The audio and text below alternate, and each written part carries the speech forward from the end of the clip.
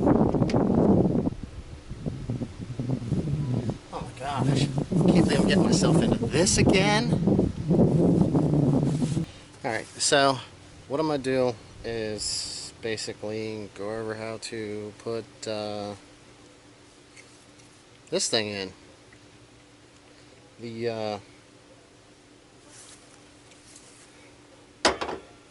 center mount is the easiest way to say it. They say the center mount or the fourth mount. I'll cut some of that stuff out. So it's the center mount or what they call the fourth mount. It's located on the passenger side in the frame rail. Now, let's move you in here just a little bit. Alright. If you see, we have a limited amount of room right here. So if you have something that's this wide, it has to go down in here. Because it's recessed in the frame rail, you've got to move the motor over. Some people will take and jack this up and down and fight it and take the bracket off. I don't suggest it. It puts extra strain on a bunch of other things, and including frustrating yourself. So,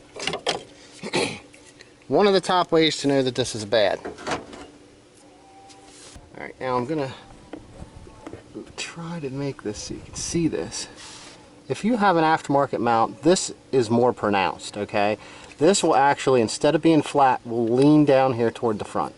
Now also, this mount here is on backwards, so it has this pushed over this way a little bit farther with a stock mount. But, not the problem at the moment. So you can see there. Alright, now I'm going to show you the second way, visually, that you can see that you have a bad third mount, or fourth motor mount. Alright, now this is looking in from the passenger side. There's this access hole here for your transmission mount. If you look at this, and you can see that this is not in the center, these usually have a plastic grommet over top of them, just so you know. If you pop that off and you can actually look in here and you see that this bolt is not in the center, your motor mount is definitely bad. Now, I just know basically from visually looking at this, and the fact that when you give it gas, it will actually cause this to lift up and down, and you'll hear a banging also when you're giving it gas. Now, if you visually look down here, this here, with this engine drop down, it'll actually bring this down, and this motor mount will be on a downward curve also toward the front. It will cause premature wear to this if you keep driving it, okay?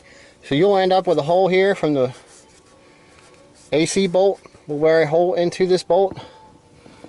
You can see a clean spot there where it's wearing. And right there. Okay? Not only that, it puts extra strain on your axle. Okay? Especially if you have a lowered car, it makes it worse. Alright, so we got the car supported with jack stands, which is what you need to do. Not so fun on dirt. I use blocks of wood under the jack stands, and it's a challenge, but it can be done.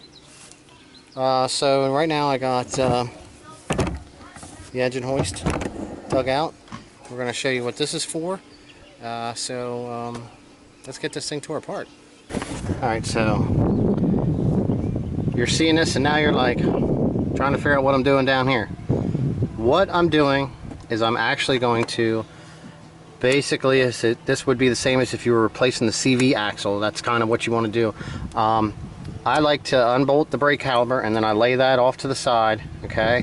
And then you're going to want to undo the axle bolt and the strut here at the knuckle, and then you can pull this out and then you can get the axle laid to the side. And you're going to want to do this for both sides. So we got all this tore apart. Normally I would turn the wheel that direction, because then it'll push this out and it'll bring this spindle out farther and make it easier to get your axle out. Okay, so now that you got that done on both sides, on this side we're going to be removing this motor mount here, so we're going to get that unbolted. Alright, now that's all done. That's your bottom work. Both sides need the axles removed, and then we got the motor mount removed. So now we're going to go to the top. Alright, so now up top we're going to start with removing this motor mount here on the top. There's going to be a lot of stuff that needs to be disconnected up here. It's also a good idea if it's not done already to do your timing belt. Now, I was told this one was done in this particular vehicle, so I will inspect it since I have everything off and just double check everything inside and see what it looks like. So, now, let's get this mount off.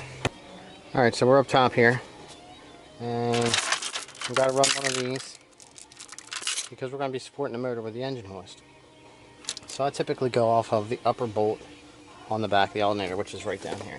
Alright, now I'm going to be removing this just for safety's sake, so that in case the chain run across here, it doesn't damage this. So that's the whole reason why we're going to be removing that.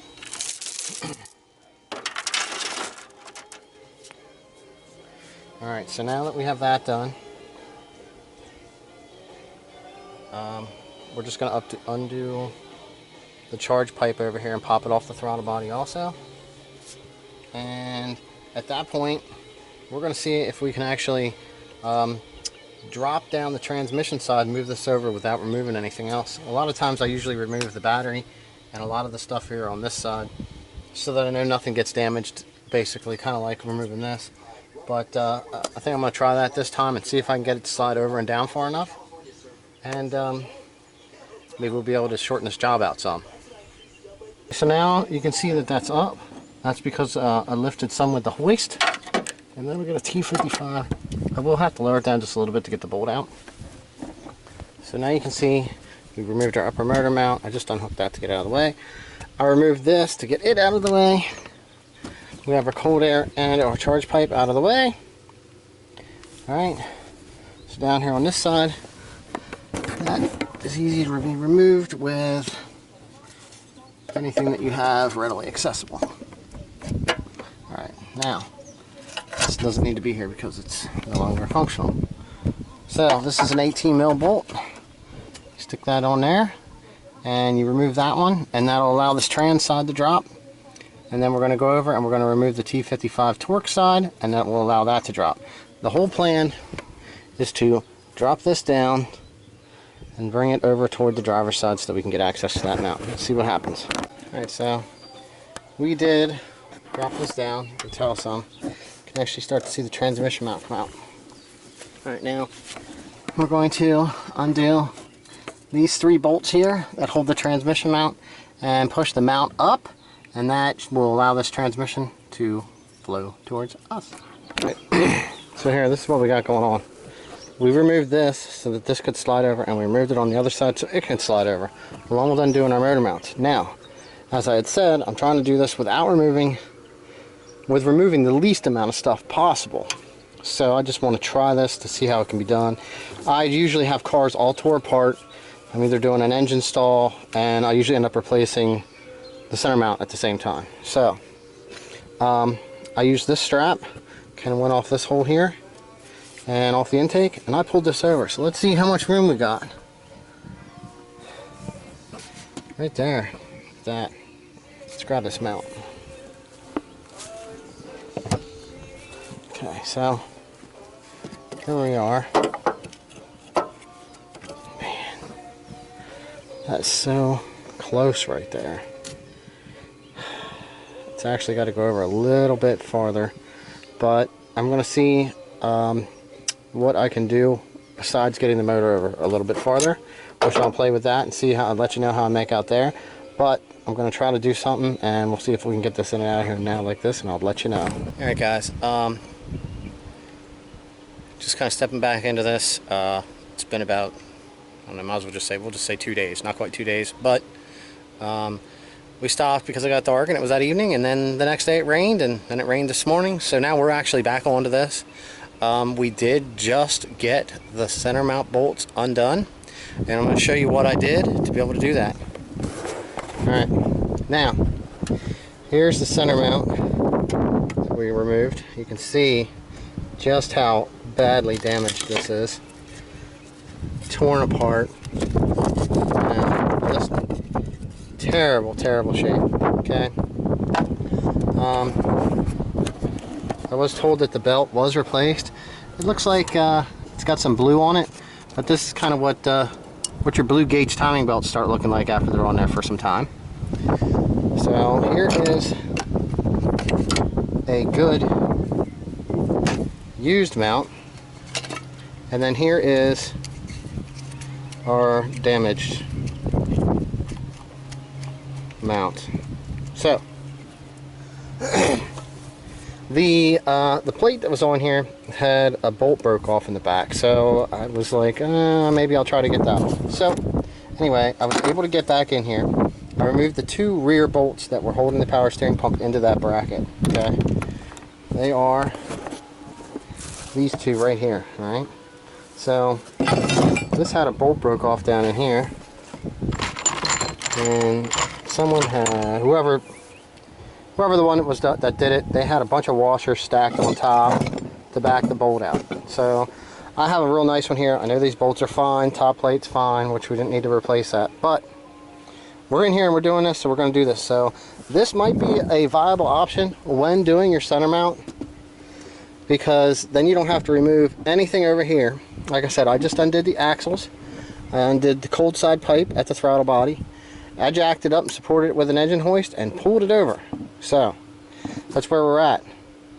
So right now, as you can see, we have plenty of room to reach right down in here and install our good center mount. So we're going to get all of our bolts anti-seized up, and we're going to get those installed, and then we'll install this plate here.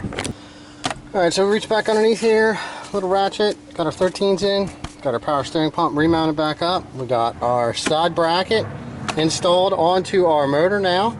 Our new fourth mount, center mount over here on this side is now installed. We're going to remove the strap that we used to pull this over. Okay, take any tension or pressure off of that. Alright, we can completely remove this now. Alright, and we're going to let our motor down on the hoist and then pull it over this way and get our center bolt reinstalled, which is this fancy one right here with the T55 Torx. So at this point, I have everything lifted back up and lined up. I started with rebolting the 3 bolts for the transmission mount. Now I had to pull and push forward just a little bit and get the level lined up for the center bolt here. And we're actually getting ready to tighten this up now. Most of the time this does center itself.